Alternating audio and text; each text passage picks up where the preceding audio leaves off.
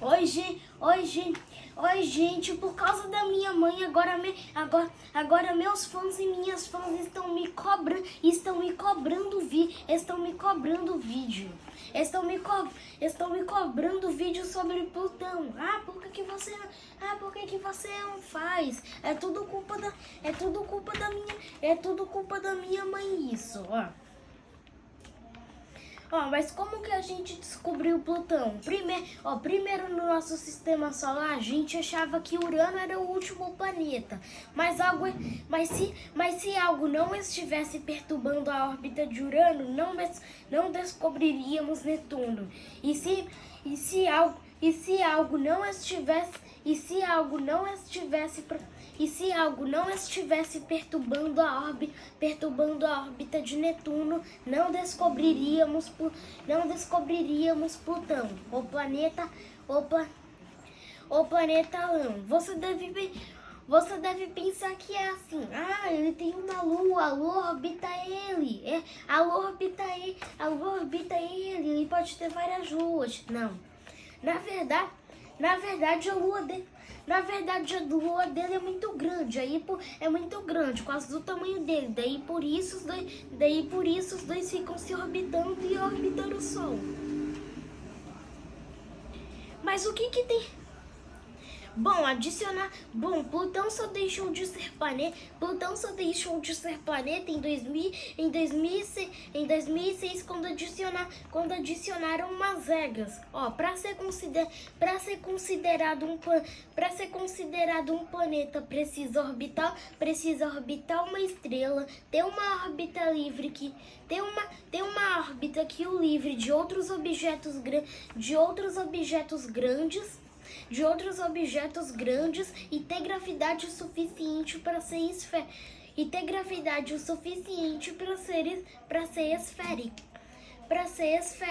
Por isso Plutão não é um planeta. É um planeta não. É um planeta não, mas é um planeta não com uma lua. E para decidir isso, e para decidir esse caso de planeta e lua, o maior corpo celeste é o planeta e o menor é a lua. Mas o que tem que... Pois falando em lua, o que tem que fazer para ser considerado uma lua? Para uma lua ser considerada uma lua, ela precisa orbitar um planeta. Um asteroide. Orbitar um asteroide. Daí tá... Ou orbitar um asteroide. Daí tá lá o planeta. Orbitar um asteroide, daí tá lá o planeta. Só que daí tá lá o planeta. Só que daí a lua dele fica orbitando a lua, mas aí a lua dele tá girando normalmente. Daí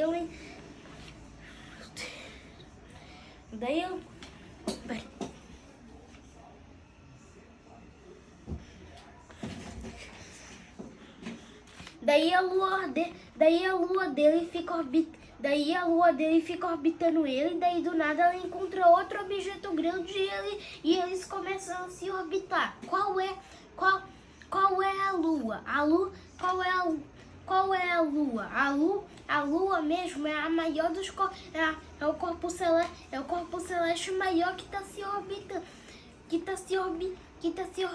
É como se for que tá se orbitando, aí é como se fosse uma lua, dupla, daí o corpo celeste que é menor, daí o corpo celeste que é menor são um asteroide barra meteoro barra meteorito. E uma curiosidade, vocês sabiam que Plutão é ele, pois ele tem um coração nele.